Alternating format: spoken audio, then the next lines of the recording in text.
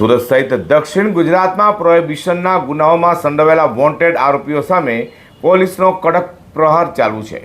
આવી જ કામગીરીમાં સુરત ક્રાઇમ બ્રાન્ચે 14 જેટલા ગુનાઓમાં વોન્ટેડ આરોપીને મહારાષ્ટ્રમાંથી ઝડપી પાડ્યો છે।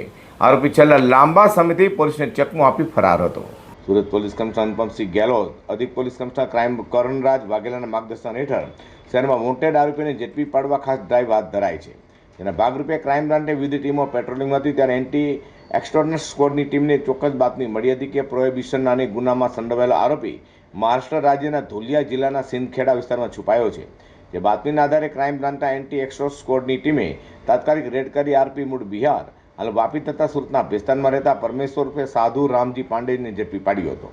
આરોપી સામે સુરત ક્રાઇમ બ્રાન્ચ તેમજ દક્ષિણ ગુજરાતના પારડી, નવસારી, કડોદરા, વલસાડ સહિતના પોલીસ મથકોમાં દારૂના 14 જેટલા ગુના નોંધાયેલા છે। આરોપી લાંબા સમયથી ફરાર રહી પોલીસને બચવાનો પ્રયાસ કરી રહ્યો હતો, પરંતુ ક્રાઇમ બ્રાન્ચના સચોટ કામગીરીની બાતમીના આધારે આખરે તેને કાબૂમાં લેવામાં સફળતા મળી છે।